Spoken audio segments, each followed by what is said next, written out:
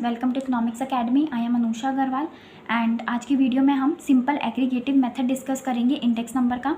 मैंने अपनी लास्ट वाली वीडियो में आपको इंट्रोडक्शन दिया इंडेक्स नंबर क्या होता है, कौन कौन से मेथड्स होते हैं, तो उस वीडियो को भी ज़रूर देख लेना। उसका लिंक मैं डिस्क्रिप्शन बॉक्स में दे दूँगी, ठीक है। सो जो सिंपल इंडेक्स नंबर था उसके दो मेथड थे, that is a simple aggregative method था and simple average of price relative method था, ठीक है।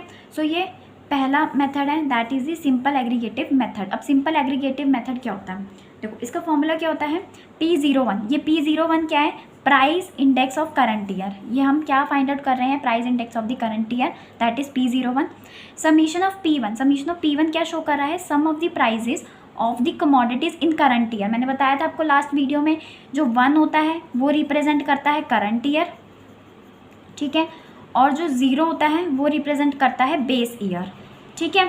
सो सम ऑफ P1 क्या हुआ, sum of the prices of the commodities in the current year, ठीक है। एंड समीशन ऑफ P0 क्या इंडिकेट कर रहा है, that the prices of the commodities of the base year, ठीक है। अब एग्जांपल लेते हैं एंड देखते हैं कि फॉर्मूला कैसे अप्लाई करेंगे।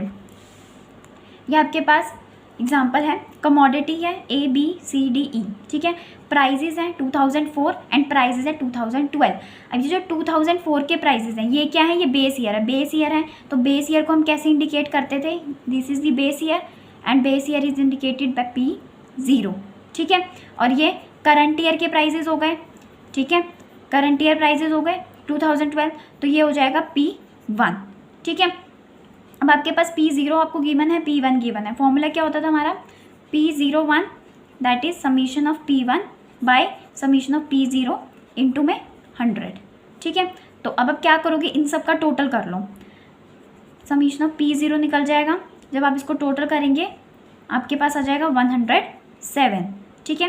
एंड समीशन ऑफ P1 क्या हो जाएगा, 176, ठीक है। अब आपको क्या करना है, जस्ट वैल्यू को पुट करना है अपने फॉर्मूले में, तो आपके पास आ जाएगा price index of the current year by simple aggregative method. Simple aggregative method से आपका प्राइस इंडेक्स निकल जाएगा। देखो P1 है 107 डिवाइड समीशन ऑफ P0 107 था, P1 176 इंटू में 100 किया। जब आप इसको सॉल्व करेंगे आपके पास वैल्यू निकल के आएगी 164.49, ठीक है। सो ये क्या हो गया, आपका प्राइस इंडेक्स हो गया, प्राइस इंडेक्स हो गया दैट इज 164.49, ठीक है। सो ये सिंपल एग्रीगेटिव मेथड था। बाय दिस फॉर्मूला आपको ये फॉर्मूला यूज़ करना है, ठीक है। हमेशा याद रखना, जो 1 होता है ये करंट ईयर रिप्रेजेंट करता है और जो 0 होता है वो बेस ईयर रिप्रेजेंट करता है, ठीक है। आपके पास 2 ईयर होंगे तो उसमें जो लास्ट ईयर होगा वो that is the base year होगा, और जो नया बताएगा 2012 जैसे बता रहा है तो ये करंट ईयर हो गया, तो ये P1 से डिनोट करेंगे इसको एंड देन फॉर्मूला अप्लाई करना है। इसमें तो कुछ भी नहीं था, जस्ट आपको एडिशन करना है एंड देन आपको फाइंड आउट करना है, ठीक है। अब हम नेक्स्ट मेथड करते हैं इसी का ही, that is the simple average of price relative method. अब देखते हैं simple average of price relative method. सबसे पहले ये देखते हैं कि ये प्राइस रिलेटिव क्या होता है, ठीक है। प्राइस रिलेटिव क्या होता है,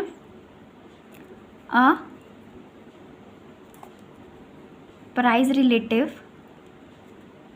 is the percentage ratio of the value of a variable in the current year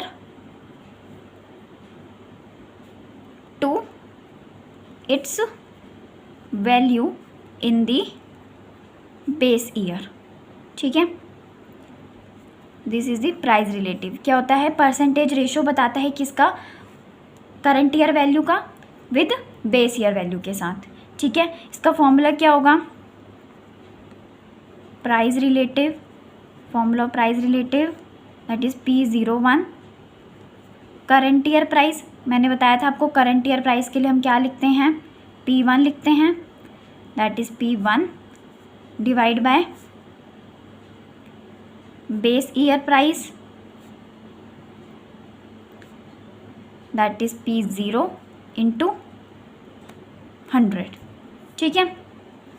अब हम क्या करेंगे, लास्ट मेथड जो था हमारा सिंपल एग्रीगेटिव मेथड, उसमें हमने समीशन किया था, समीशन ऑफ P1 किया था एंड समीशन ऑफ P0 किया था। बट इस मेथड में क्या करेंगे हम, P01 summation of P1 by P0 into 100 by n, ये मेथड, ये फॉर्मूला अप्लाई करेंगे। क्यों करेंगे, हमने वो वाला मेथड क्यों नहीं अप्लाई किया, लाइक वो जो मेथड था उसमें क्या था, सिंपल एग्रीगेट मेथड जो था इंडेक्स नंबर का, इस can not be use for the commodities with different units of measurement, ठीक है ना, that's why we are using this method, ठीक है, बिकॉज हम अलग अलग यूनिट्स के साथ उस मेथड को यूज़ नहीं कर सकते, उसके लिए हमें सेम यूनिट्स की कमोडिटीज़ चाहिए, तभी वो मेथड यूज़ किया जा सकता है। बट इस मेथड के लिए हम क्या करेंगे, जो simple average of price relative method है, इसमें क्या करते हैं हम इंडिविजुअली हम प्राइस इंडेक्स निकालेंगे, देन उनका एवरेज निकालेंगे, ठीक है। जैसे कि एग्जांपल देखते हैं इसका, जैसे कि एग्जांपल लेते हैं, कमोडिटी लिया, यहाँ पे हमने ले लिया बेस ईयर, ठीक है, दैट इज़ P0, यहाँ पे हमने ले लिया current year, that is P1, और यहाँ पे हम ले लेंगे प्राइस रिलेटिव्स विद 2012 एंड 2004 के, तो P1 बाई P0 इंटू 100 करेंगे हम, ठीक है। Commodity A, B, C, D and E, ठीक है।